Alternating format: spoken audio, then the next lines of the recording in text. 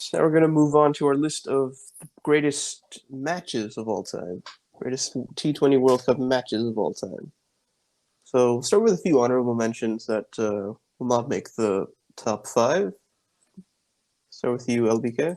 So my honorable mention would be the India versus Australia game from 2007 again, and it is mostly because of the kind of story that it tells. And honestly, it was one of those games that was oscillating from one side to other for every other moment, and the way it accumulated in those last 5 overs, with a mix of good bowling and kind of a dread that Australia may do it with their lower order. It was a really exciting game in general, and I liked how this was one of those David versus Goliath kind of thing, and it was a great game in general to say the least. And other honorable mention would be the game between Pakistan and Afghanistan from the last year's T20 World Cup. And even though it did not get to the last over, I what I liked about that game was how it started with Pakistan dominating the game for what first 15 overs of Afghanistan innings, and the pendulum moved really, really, really slow, but very surely towards getting the game getting in balance, and then kind of getting hung at one point where it looked like it could be anyone's game, and then the Asif Ali finish. So it was one of those games that that completely absorbs you in, which is why I love that game. Yeah, a few honorable mentions for me. There have been a lot of great T20 World Cup matches, and we can't talk about all of them. So one for me is the Afghanistan West Indies game in 2016. This was a tournament where Afghanistan had to go through the first round, and they made it. They made it through the first round, little little comfortably, but they did have a few scares against Zimbabwe, Oman, and sorry, not Oman, Zimbabwe and Netherlands. Yeah, they do make it through, and they they put on a good showing in the first few games, but they just aren't quite able to get that win. The win does eventually come against the West Indies in the last game. It's the only match the West Indies lose all tournament. They were already through to the semifinals, so they had taken the foot off the gas a little. They rested a couple players, but it was still just an extraordinary achievement for Afghanistan to beat the West Indies. And so it was a pretty wholesome game too, because it's not like the West Indies threw the game, but they were definitely not upset at all about losing, and they were celebrating right with Afghanistan after the game ended. And yeah, it's a game that went down quite close, but Afghanistan do hold their nerve to pull off to defend the target, and yeah, just it was a very important win for Afghanistan, even if it didn't affect anything in the tournament. It's just a very good thing to have under your belt. It was their first win over a full member that's not Zimbabwe, and yeah, the first win in the main round of a T20 World Cup, which Bangladesh have not done since 2007, and yeah, just a really really valuable win for them. And another one I want to talk about is uh, yeah, we've talked about this a little earlier, but the Ireland Netherlands game in 2014, just extraordinary. Everything that went on around it, and yeah, this Netherlands' single, bloody-minded chase of that target in the required time. They did it with a few balls to spare as well. Just an extraordinary display of hitting that you don't see very often. It's a team completely believing in themselves, doing something that not many would have ever expected from any team. And yeah, they make the second round off of that, and they do quite well for themselves in the second round. The one thing is that Afghanistan versus West Indies game is actually a really underrated game, in all honesty, because even though people think of it as a dead rubber, it is pretty tough to defend a total of 123 against West Indies, who were actually pretty much dominating everything back then. Even after dropping some players, it was borderline impossible to defend such a small total against them, especially when you know they actually were pretty far ahead in the game till almost the 18th over. And I think they needed what 10 or something in the last over, and Nabi defended it really well. Yeah, and one last game I want to talk about is Sri Lanka New Zealand in 2012. So this game, it goes down to a super over, and there were there haven't been many super overs in T20 World Cups, but two of them come in the same tournament to the same team, New Zealand, and New Zealand lose both of them, and they end up finishing bottom of the group off the back of losing two super overs, which is very unfortunate. Yeah, New Zealand make 174, Sri Lanka also make 174, losing a wicket off the last ball, a run out. And yeah, then it goes to a super over with Sri Lanka win. And yeah, like this shows that yeah, like New Zealand have always been a decent team in the T20 World Cup. And 2012 is arguably the worst they've ever done, but it's also a tournament where they lost two super overs. And if they had won both of them, they would have made the semifinals. And yeah, like this is a game that sort of sums up some of New Zealand's and some of their strengths and some of their weaknesses, right? Because their best players in this game were not players you hear about much. There's Rob Nicol, there's James Franklin, Kyle Mills. Again, like these are either players you haven't heard about much, like Rob Nicol, or players you have, but not in super positive manners, like Franklin, Oram, and Mills. But New Zealand's always been a team that's more than the sum of their parts, and again, like in most T20 World Cups, you do see that. You see that in 2016, even 2021, even 2012, 2009, all these tournaments where they do quite well for themselves without ever really having a superstar in them. But this was also a tournament where they got shown up by the two finalists in those super overs, the West Indies and Sri Lanka, and yeah, like the weakness of New Zealand is not having a superstar like Sri Lanka did. They chased this down thanks to Jayawardena, Dilshan, Sangakkara. They have Mendes, Malinga, Kulasekara to help with the bowling. Malinga bowls a great super over, and just an unplayable super over, and then they have Jayawardena and Dilshan to bat in their turn in the super over. And yeah, like it's an extraordinary game. And also, again, like it just highlights what New Zealand's good at and what holds them back, and what uh, other teams are a lot better than New Zealand at, and how it's a little. It's quite extraordinary for New Zealand to be able to compete all the time, but it also shows you why they never go the full way. It is basically what New Zealand does every time in the super over, and this was basically the beginning of it. So now we're going to get into our top five. So at number five, we have from the 2007 World T20, South Africa versus the West Indies. There's a reason why this one is on the list, and the reason is that this started it all, and it started it all in. Yeah, this is the first T20 World Cup match. There are quite a few debuts on both sides, T20 international debuts on both sides, and Gale hits the first, not only T20 World Cup century, the first T20 international century. And yeah, it's not enough. And it's not enough by quite a big margin. South Africa chased this with quite a bit of time to go. A lot of wickets in the bag. And yeah, it's an extraordinary way to start the new era, basically, with a pretty powerful chase from South Africa. And like the West Indies show what's possible in the first innings. Chris Gale shows what's possible in the first innings, and South Africa show what's possible isn't even good enough.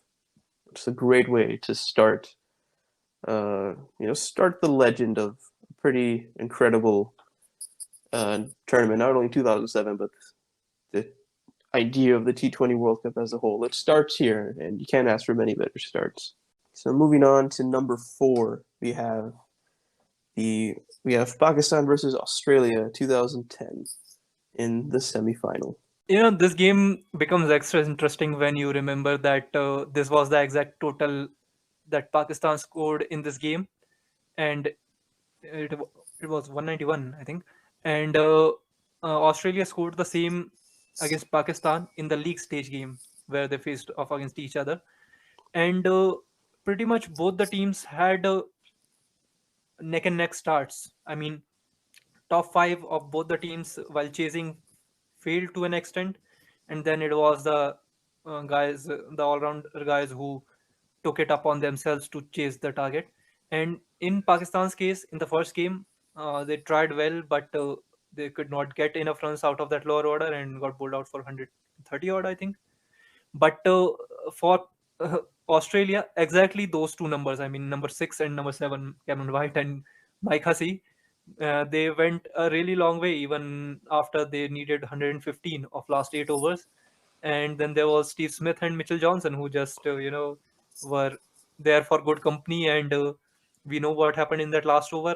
And it was kind of those days where, you'd think that captain should have trusted someone like Abdul Razak, who had 2 overs to go, or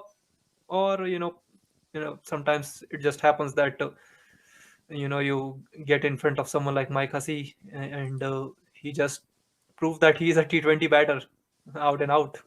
And there was some luck. One of the edges that flew over fine leg, I think, or third man, I don't remember correctly.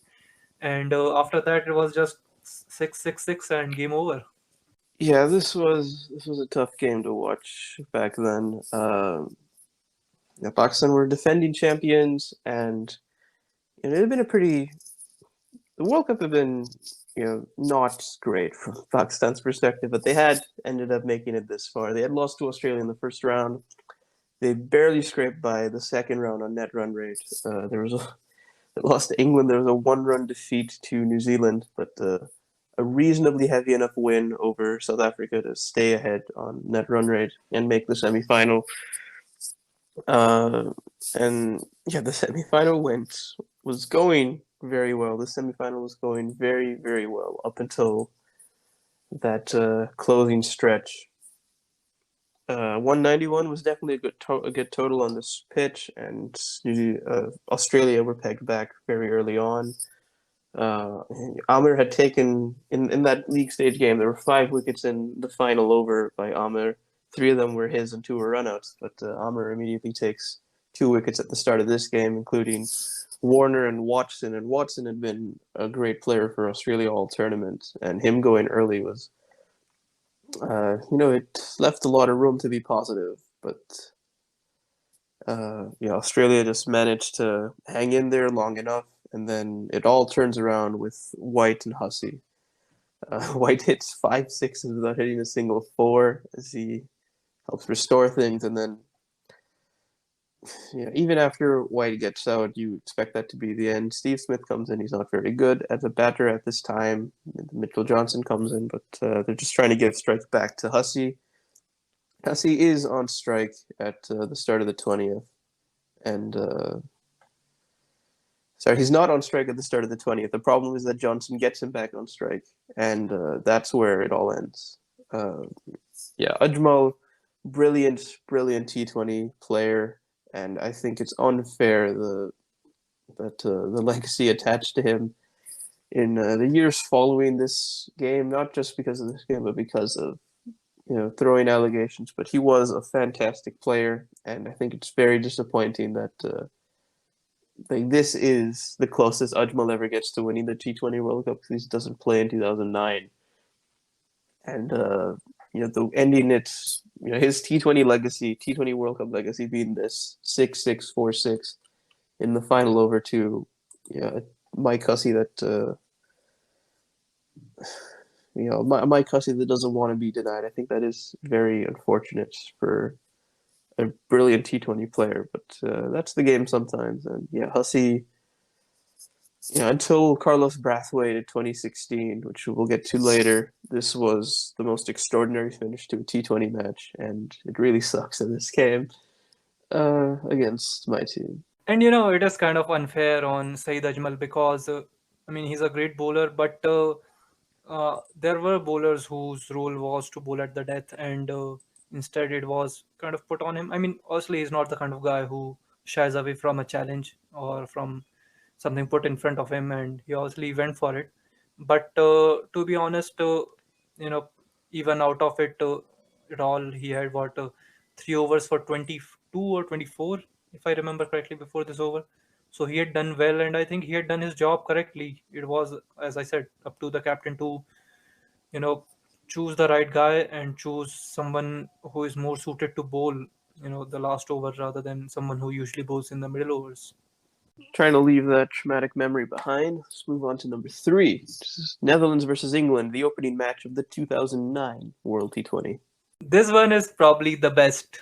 I think, if I think Jared Kimber has done a video on it, uh, especially around that last over, because apparently in the last over the ball did not even leave the 30-yard circle, and Netherlands needed 7 runs of last over, and they still got all the 7 runs despite not even hitting one, even a single ball outside of the 30-yard circle.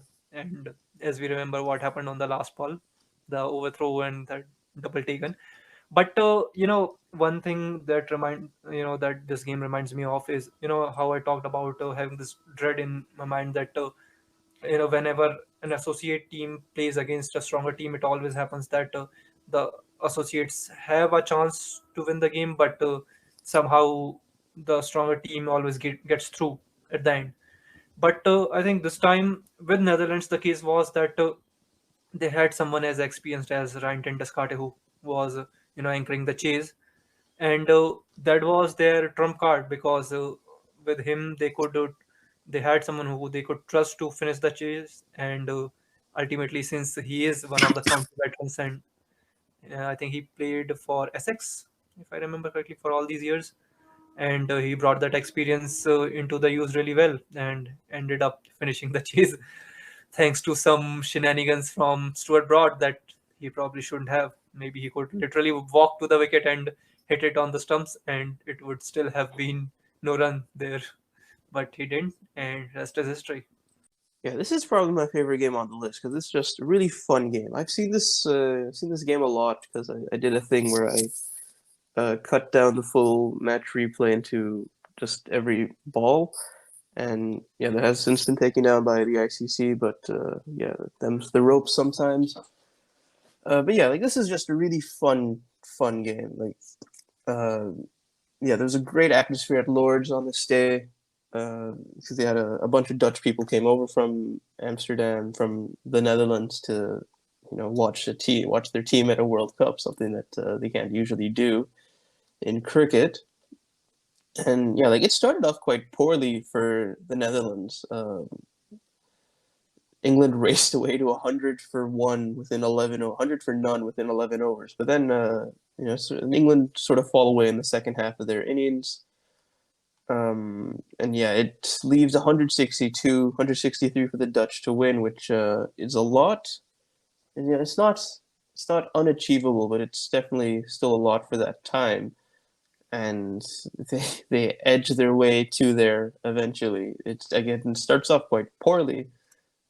James Anderson does really well at the top. Broad does really well at the top, but the Dutch do fight back from 66 for three after 8 overs. They edge closer and closer. England don't break away like they expected to, and then come that final over, you need 7 to win, and England's fielding is quite poor in that last over. If they had because the Dutch kept running on every ball, so England had to keep throwing the ball to one of the stumps, but they kept not throwing it very well. So Netherlands managed to keep making singles. They managed to keep getting through for singles, and then off the last ball, they managed to get a double off a poor throw that again goes it misses the wicket entirely. They get one, and then there's enough time for them to run back for a second, and it is just an extraordinary result. This is this is the Netherlands' first win at a World Cup uh, ever, I think. I don't believe they won. No, it's not the first one ever, but it's the first one in T20, obviously, because they didn't play the first T20 World Cup. And yeah, it's their first win over a full member, if I'm not mistaken. And yeah, just it's it's a really fun game to watch. Like if you can, the full match replay is on the ICC's Facebook page. It's a really fun game to watch if you can, and yeah, it's just a really memorable game because a lot of very funny stuff happened, and like this was a very like this is England debut four players at this game, and the Netherlands debut three. And two of England's players that debut are Adil Rashid and Owen Morgan. So like this is those are two players that become very important later on, but they're not very important for the next like 5 years. So like it's just a very weird, it's a weird game, and that's why it's so much fun to look back on. And yeah, it is a real highlight of the T20 World Cup as a whole. It is nice that you pointed out how entertaining this game is, because my favorite part of this game was Dan Rikas trying to swing his bat at every ball, and some of them he actually connected and they went really far. I think he hit two sixes, and both of them were really big. And I think he ultimately got out trying to just swing again, and he got out at point. I think caught. But those 13 balls that he played was pure entertainment. Just a really fun game because there also just aren't that many stakes attached to it, right? Like even if Pakistan had won the 2010 semifinal, it wouldn't be as fun or as memorable as this one because it's a semifinal. There are a lot of stakes to it. You like there'd be a lot of tension watching the game. There's not much tension watching this one because it's two teams that I'm not super attached to either way, and two teams having fun. It's the opening game of a T20 World Cup. Like this is what it's all about, right? Just having a fun time watching a cricket match, and that's why I love this game so much. So number two, now we have the final of the 2016 T20 World Cup, England versus the West Indies. And we, to say the least, remember the name, I guess. Yeah, so England lose to the West Indies when they play in the group stage, as we briefly touched upon earlier. And yeah, there's a Gale century that just sort of completely undoes everything England did in their first innings. But after that game, England go ahead and win every match, and the West Indies win every match bar one, which is a defeat to Afghanistan. Yeah, England do go on a very impressive one. They chased down 229 against South Africa, and they beat Sri Lanka. Like big deal, but Sri Lanka were the defending champions, and it was a solid win. They beat Afghanistan. Then they have a great semifinal against New Zealand. Yeah, like England struggle for a little bit, but then they come back and have a strong finish to that game. Meanwhile, the West Indies, they just do West Indies things. They beat South Africa. They beat Sri Lanka. Some of these games get a little closer than they'd like, and they do end up losing to Afghanistan. But come the semifinal, they play India. They beat India, and they head on over to Kolkata for the final. And yeah, the game just swings back and forth a lot. England start off quite poorly, but then they come back. Root is, this is probably this tournament as a whole is the best Root has ever been as a T20 player. And again, like I think it's a great shame that we don't see this side of Root anymore because he doesn't play many T20s, but he is a very good T20 player. He fills a very specific niche, and I think it's very disappointing that he doesn't do it more. But anyways, he helps England get to 155 after a bit of a difficult start, and then the West Indies also start very difficultly. And again, like it's extraordinary that Root takes 2 wickets at the start of a final. This is like it's a strategy that some teams use a lot. I know Finch did it a lot for the Renegades, but you just throw in an over of part time at the start of the innings as a team, especially a team like the West Indies, which takes time to get settled in. Sort of plays out the over. So it just sort of gives you a free over of cheap runs with a bowler you're not going to use that much. And yeah, he gets 2 wickets, but then it's the Marlon Samuels show for the most part. Again, like we talked about earlier, Samuels has 2 Man of the Match awards in World Cup finals, which is more than anyone else in men's cricket except for Shane Watson. And yeah, Samuels keeps the West Indies in the game for the entire game, and then at the end, as the West Indies try to hit some sixes towards the end, and they don't come off. It's left to Ben Stokes bowling to Carlos Brathwaite in that last over, and Yeah, 6-6-6-6, and game over. That's one of the most extraordinary finishes to a World Cup final you're ever going to see. Not just a World Cup final, any T20 game. It's one of the most extraordinary finishes you're ever going to see. From needing 19 to win off the last over to winning with 2 balls to go. It's just crazy. And the funny thing was when Carlos Brathwaite hit, I think the second six, which was kind of a miss hit. I think two out of the four sixes did not even hit the middle of the bat. You'd think the ball goes up really high, and the camera was actually not able to follow it well. So it almost looked like he's going to get caught rather inside the boundary. I mean, further inside the boundary, and it ends up going far into the crowd. So even the shoddy camera work was helping build the whole suspense for what is going to go down on that ball. Yeah, it's not like Brathwaite, like edged these barely over the boundary rope. All of them went way deep into the crowd, even if he didn't hit them very well. Like that's just, that's the West Indies guarantee, right? Like these are some strong guys that can hit some big sixes, and that's there's no more fitting way for the West Indies to finish a match than going out in a blaze of glory like this with some powerful, powerful shot. So that brings us to number one, which is the final. We go from one final to another. The final of the 2007 World T20, India versus Pakistan. For several reasons, I think a lot of people would agree that this might be actually one of the best T20 games played ever in general, even if you cut out all the restraints that we put on ourselves to make this list, or even if you go outside the restraints of the T20 World Cup or even T20 games in general, because the amount of time this game almost turned on its head is just crazy. I mean, it started with a good start from India, then Pakistan pulled them back, then India fought a little, then Pakistan pulled them back again in the first inning itself, and then India had that little bit of flourish at the end, and they got a decent total. Pakistan start fast, then they slow down. First they slow down, and then they collapse, and then they rebuild. Then there's another wicket, and then there's another rebuild, and then there's the last 3 overs. So the game turned so many times that I think people literally had heart attacks that day. I think I can actually remember people having heart attacks on the news. It was that kind of a game where when Misbah-ul-Haq hit Harbhajan Singh for 3 sixes in the 16th over, there was literally a guy who blamed Harbhajan Singh for his heart attack. That's how tense the game was, and that's how India Pakistan games are almost all the times.